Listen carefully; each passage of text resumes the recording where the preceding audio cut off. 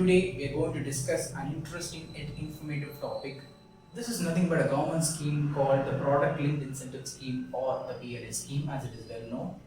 Let's discuss it in a way that everyone can easily understand. Come, let's get started. Before we begin, let me tell you something. This is a scheme brought by the government for the corporate companies. So as a common man, if you're wondering why should I know about this schemes, let me tell you 3 reasons for you to watch this video till the end. Number 1, if you are an youngster who is looking to enter the job market or who is looking for a career growth, and if you're not able to do so for some reason, it is not just your problem, it is because of the macroeconomy as well. You have to understand that the government schemes plays an important role in giving a boost to the macroeconomy and in turn to the job markets. So it's highly imperative for you guys to take a close look at such news and schemes that is brought. Number 2, people who earn money or have some corpus at hands does not currently just rely on savings deposit and fixed deposits for their investment goals, as it hardly beats the inflation. So they are trying to go back and take a look at the stock markets or mutual funds for their investment journey, and if you are among these, it's imperative again for you to take a close watch for the schemes. Number 3, knowledge in any form is good. Knowledge has this sort of compounding effect wherein if you understand this basic concept well, next time you hear about this or news about it, you can easily relate to it, and as it told, knowledge in any form is good. Now what is this PLI scheme? To understand it in simple language, it's just what the name says. It's product linked incentive scheme. Government gives incentives for those companies with higher levels of production. Going further, government gives incentives to the tune of 4 to 6% in the incremental sales that a company makes within the sector defined by the government. So what is incremental sales? Assume that a company produces or makes sales of 5,000 crores this year. Based on their current investment level and current capacity, they project their sales for the next 3 years. Say in the first year, it is planning to produce 5,200 crores, second year 5,400, and in the third year 5,600 crores.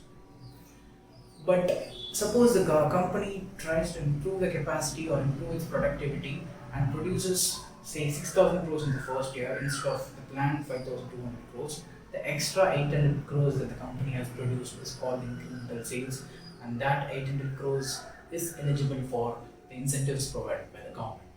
This scheme was introduced in the year April 2020, just 1 month after the lockdown, mainly for the electronics industries, which focuses on mobile manufacturers and chip manufacturers. The base year for this company is financial year 1920, but citing COVID reasons, this base year has been currently shifted to 2021. Base year is nothing but that is the year from which incremental sales have been calculated, and the government had promised to support these companies for 4 to 6 years from the base year.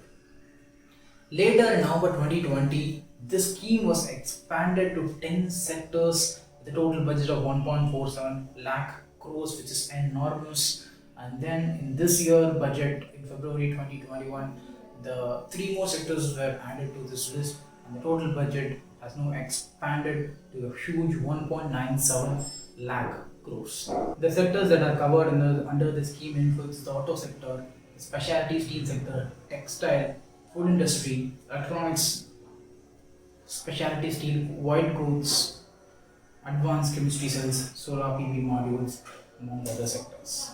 The government has brought this scheme by keeping certain objectives in mind. Number 1, making India Atmanirbhar on the road to self-sustainability. As we all know, Indian market is one of the huge consumer market in the world. So if the companies here are able to produce goods that satisfies the demand in the domestic market, that itself is a huge achievement. In order for it to happen, the companies has to produce more, which attracts a lot of capital, which in turn increases the job opportunities for the people, which improves the quality of their lives, which enables them to spend more again in the economy, and the cycle keeps continuing. In order for this to happen, government schemes are very important for a 360-degree economic development. Number 2, to reduce the import bills of the country. As we all know, India is net importer of goods, as they import the goods, every good starting from gold, crude oil, till firecrackers and toys that our kids play. In order for us to reduce the dependency on foreign countries for goods that we consume and to increase the production inside our own country and to export the surplus goods that we have, it is imperative that government comes up with such productive schemes. Number three, they also quote that this scheme is to promote manufacturing at home while encourage investments within and outside India. Because if we can showcase to the global market that India is as a consumer-driven market and investment here is going to pay off in the long run, the foreign institutions will be attracted to invest more in India, which improves the economy. Now that we know what this PLI scheme, let's try to think about what advantages that the scheme has. If you think about it, usually the government schemes and incentives comes in different form.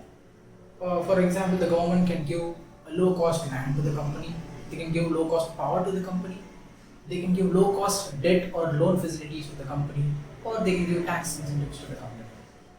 But this PLI scheme is one of its kind where it directly targets and focuses on the sales of the company and gives incentives based on the top line or the sales of the company directly. So what good does this provide? See, if you think about it, tax incentives, when will a company pay tax? Only when the company is profitable. So the company has to ensure profitability first before it gets eligible for the tax incentives that they get. And the low cost loans, low cost power, all these are expense level incentives.